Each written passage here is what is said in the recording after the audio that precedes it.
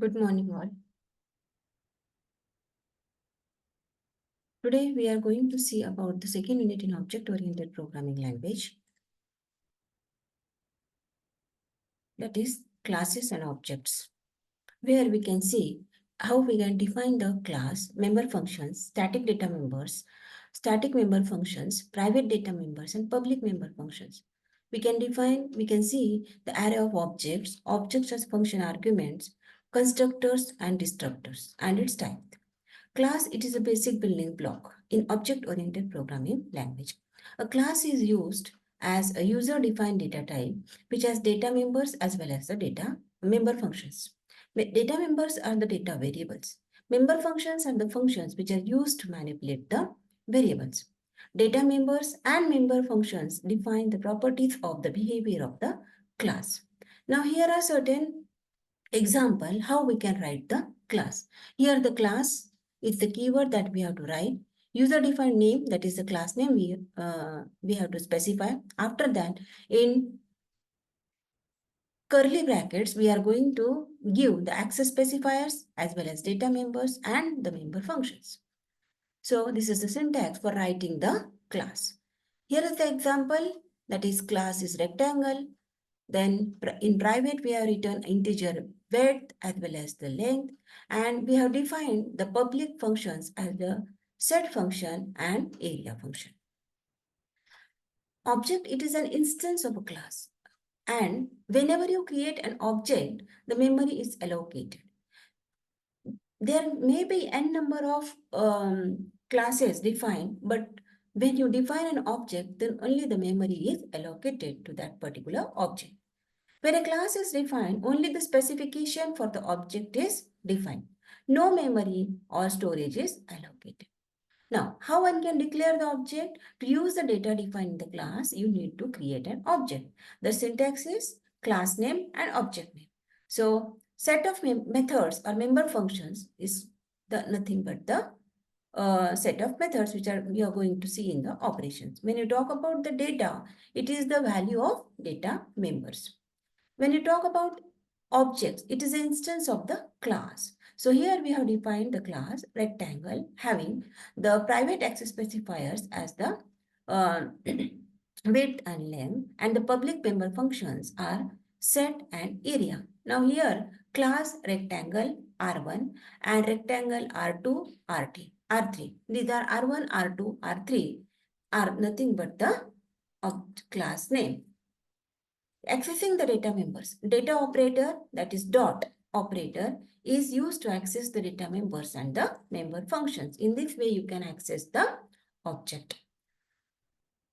Declaration of an object. How we can declare an object is we have written the class rectangle where we are having the width and length as the private access specifiers and the two functions, that is set and area, as the public member functions.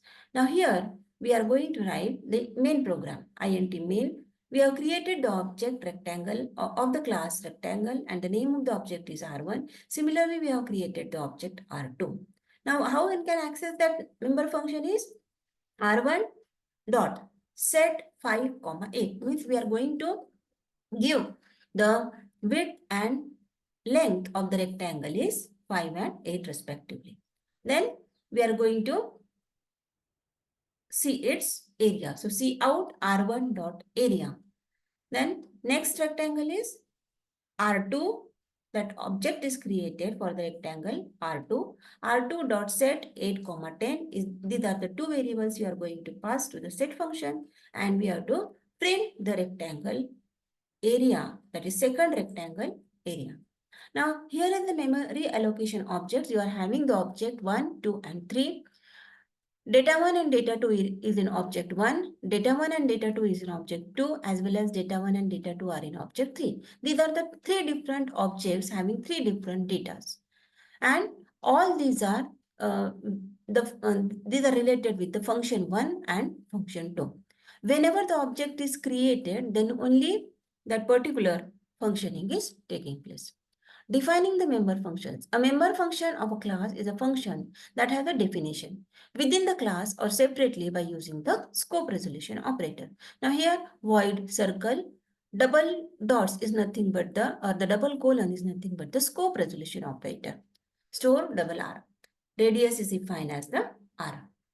Now this is the example. Include IOStream Edge. Class is circle. Having the data member as radius and the member functions are store, area and display. Another, we have written object of the circle class, int void main. Here we have written the circle C dot store 5.0. That is the radius of the circle we have defined, and C out the area of circle is C dot area ended. Inside the class definition, you are having hash include iostream.h. Here the class is circle, private, double radius, public, void store double R, and here radius is defined as R. Double area and display is the function. Static data member. Static data members are the class members that are declared using the static keyword. There is only one copy of the static data member in the class, even if there are many class objects. This is because all the objects share the static data member. The static data member is always initialized to 0 when the first class is created. Now, static data members, only one copy of that member is created for the entire class shared by all the objects that has the class, no matter how many objects are created. It is only visible within the class, but its lifetime is the entire program. Static variables are normally used to maintain the values common to the entire class. Static data members are stored separately rather than as a part of an object. They are also known as class variables. Examples of static data members hash include IOStream using namespace classes demo. Here we are going to give the int num that is defined as a static in private access specifier, and we have written the function in the public. So void function num plus plus, then cout value of number will be printed over here and incremented value will be printed and ended. Static member functions can be called even if no object of the class exists. It can be accessed using the class name and the scope resolution operator. The static function can only access other static members, variables or functions present in the same class. Static member functions are called using the class name. This is the example of static member where using the static member we have written. So class is OOP, public, static void, print passage is one of the static member function we have used. Cout welcome to OOP. Then seeking an static member function, we have to write that in the main function. So how one can write is OOP, scope resolution operator, print message. Now there are certain access specifiers that is public, private and protected in the case of C++. The public keyword is used to create the public members, data as well as the functions. The public members are accessible from any part of the program. Here is the example for accessing the public access specifier. We have to write the public keyword. Then we are going to write the double radius and double compute area, means it is publicly accessible. Here in the main function, we have written int main circle object obj dot radius is given as 5.5. Then we have to print its radius as well as the area of the circle. C++ access specifier, that is private access specifier. Private is the keyword that used to create the private members, that is data as well as the functions. The private members can be accessed only from within the class. However, the friend class and friend function can access the private members also. So here is the example of private access modifier. Here we have given the private as radius and the public we have written as the compute area. In the main function, we have written circle object obj.radius is equals to 5.5 and we are going to print the area of the circle. Private member function, the entire code is written over here. Another example we have written, that is class A, private having int A and B. These are the two variables you are accessing as this private.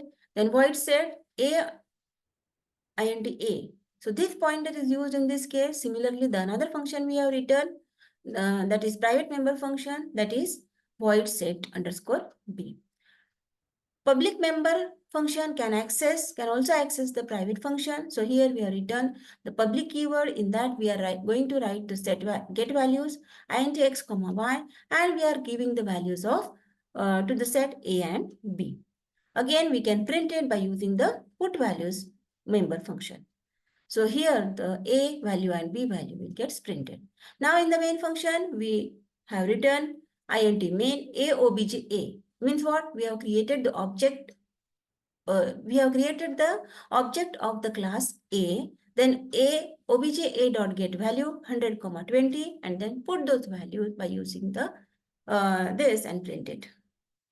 C++ access modifier. The third type is the protected access modifier, where here is the concept of inheritance in C++. The protected members can be accessed within the class and as well as from the derived class. So for this, you require the concept of inheritance in C++. Here is the example of the protected access modifier. Here we have to write the keyword protected. So here protected int age we have written in this case.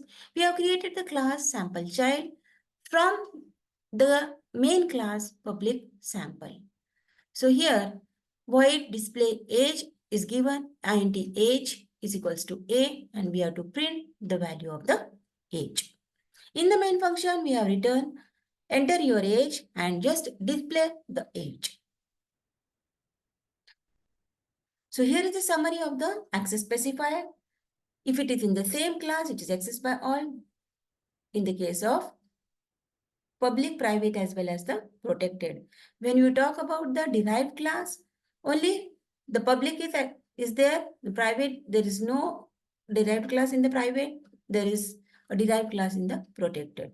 When it is outside the class, in the public it is possible, in private and protected outside class, it cannot access. The next is array of an object. An array of an object represents a single record in a memory. If we want more than one record of class type, we have to create an array of an object. An array can be a collection of the class type. So this is a simple example of array of an object. Here is the program we have written for an array of an object, where the class student we have given. In that, certain data types we have written, that is name and marks. Public function, in the public function, we have given the function as get name and get marks. Then another function we have written void display information, that is for displaying the information of the student. In the case of main, we have written the array of an object. So for writing an array, we have to use the for loop. So for int I is equals to 0, I is less than pi, I plus plus, cout student, write its name as well as the enter marks, get the name as well as get the marks. Similarly, for displaying also, we require a for loop whenever you are going to use the array function. Passing and returning objects from the function in C++. Here is the example. We can return the values from this example. So private, real and imaginary part is there. In the public, you are having the read. Then complex add is the class we have given. obj1 and obj2 are the two objects we have created for the complex class. In the main function, we have written complex C1, C2, C3. C1 dot read will correspond to the C1 object name. C2 dot read will return to the C2 object name, and C3 dot add, the addition of this is done and displaying those things. Now constructor, it is the special because its name is same as the class name. They should be declared in the public section. They are invoked automatically when the objects are created. They do not have any return times, not even void, and they cannot return any value. Constructor, they cannot be inherited through a derived class and call it as a class constructor. Constructor cannot be virtual. We cannot refer to their addresses. An object of this constructor or destructor cannot be used as a member of the union. They make implicit calls and the new operator. For creating an constructor, we have to write the keyword new, and for deleting, just write the delta. for destructor.